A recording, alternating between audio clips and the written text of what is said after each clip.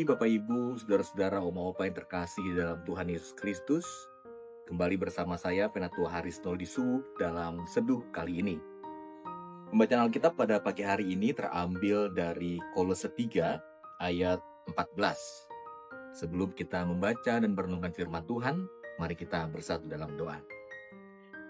Tuhan, terima kasih atas berkat Tuhan yang Kau berikan bagi kami. Sebentar kami akan membaca dan merenungkan firman-Mu. Berkati kami ya Tuhan, agar firman-Mu pada hari ini bisa memberikan teladan bagi kehidupan kami.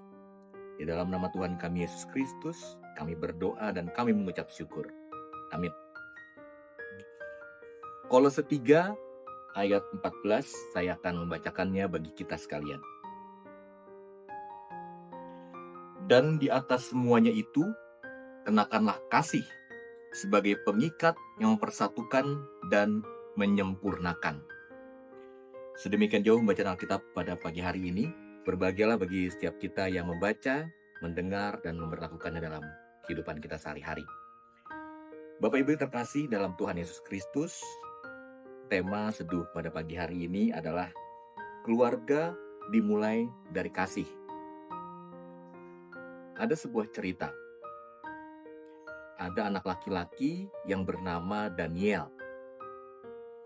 Dia anak kedua dari 3 bersaudara. Sejak kecil, dia sering merasakan tidak terlalu diperhatikan oleh orang tuanya. Kakaknya selalu jadi kebanggaan karena prestasi yang diraih oleh kakak pertamanya. Kemudian adiknya yang bungsu mendapat banyak perhatian karena dia masih kecil. Nah, Daniel ini merasa tidak dianggap. Dia berkata, katanya aku merasa seperti pengisi ruang tengah. Saat dia beranjak remaja, rasa kecewa dan iri itu berubah jadi pemberontak. Daniel marah kepada orang tuanya dan juga kepada kakak dan adiknya. Dia mulai melawan, kemudian dia berbicara kasar pada ayahnya, membantah ibu, bahkan pernah kabur dari rumah selama 2 hari.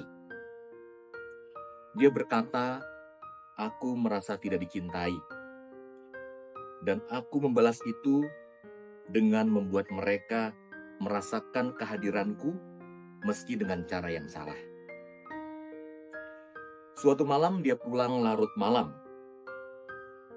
Setelah bertengkar dengan ayah, Daniel yakin tidak akan ada yang peduli kalau dia datang atau tidak. Tapi saat dia membuka pintu, dia lihat ibunya di ruang tamu. Matanya sembab. Kemudian ia berdiri dan langsung memeluk erat ibunya. Dia berdiri kaku, tidak tahu harus berkata apa. Kemudian dipeluknya ibunya, dan ibunya berkata pelan, "Nak, ibu tidak peduli seberapa sering kamu marah. Ibu tetap sayang kamu. Kamu tetap anak ibu." Dari situlah air matanya langsung jatuh. Katanya itu adalah titik balik dalam hidupku. Untuk pertama kalinya, aku merasa dikasihi tanpa syarat. Bukan karena prestasi, bukan karena kelakuan baik, tapi karena aku adalah bagian dari keluarga. Kemudian sejak malam itu, perlahan Daniel mulai berubah. Dia belajar bahwa keluarga bukan soal sempurna atau adil, tapi soal kasih. Kasih yang mau bertahan, kasih yang mau memaafkan, dan merangkul, bahkan di saat yang paling sulit. Bapak, Ibu, saudara-saudara, oma-opa yang terkasih dalam Tuhan Yesus Kristus, kasih yang sejati tidak menuntut balasan. Kasih itu tetap memberi, tetap memaafkan, dan tetap hadir, meski dilukai. Dalam keluarga, kasih bukan sekadar emosi, tapi keputusan setiap hari untuk saling menerima dan mengampuni. Tanpa kasih, keluarga bisa jadi tempat penuh luka. Tapi dengan kasih, keluarga menjadi tempat kesembuhan. Keluarga adalah rancangan Allah yang indah. Di dalam keluarga kita belajar mencintai, menerima, mengampuni, dan bertumbuh bersama. Namun realitanya tidak selalu mudah. Ada perselisihan, ada perbedaan pendapat, bahkan kesalahpahaman sering terjadi. Di tengah semua itu, Alkitab memberikan satu kunci utama untuk menjaga keharmonisan keluarga, dan itu adalah kasih. Kolose 3 ayat 14 mengingatkan kita untuk mengenakan kasih di atasnya semuanya itu. Itu artinya kasih harus menjadi dasar dari segala tindakan, perkataan, dan sikap kita, terutama dalam keluarga.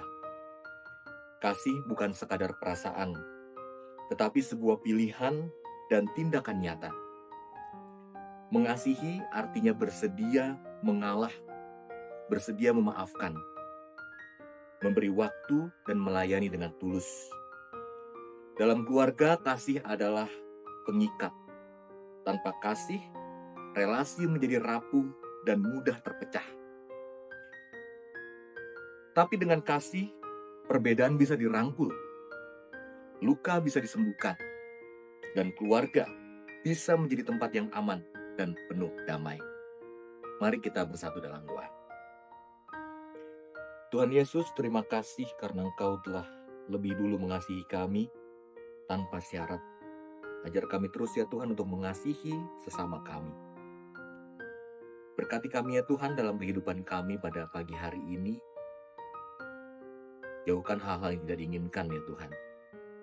Terima kasih ya Tuhan, kami berdoa dan kami mengucap syukur. Amin. Demikian seduh pada pagi hari ini. Saksikan seduh di episode berikutnya. Selamat pagi, Tuhan Yesus memberkati.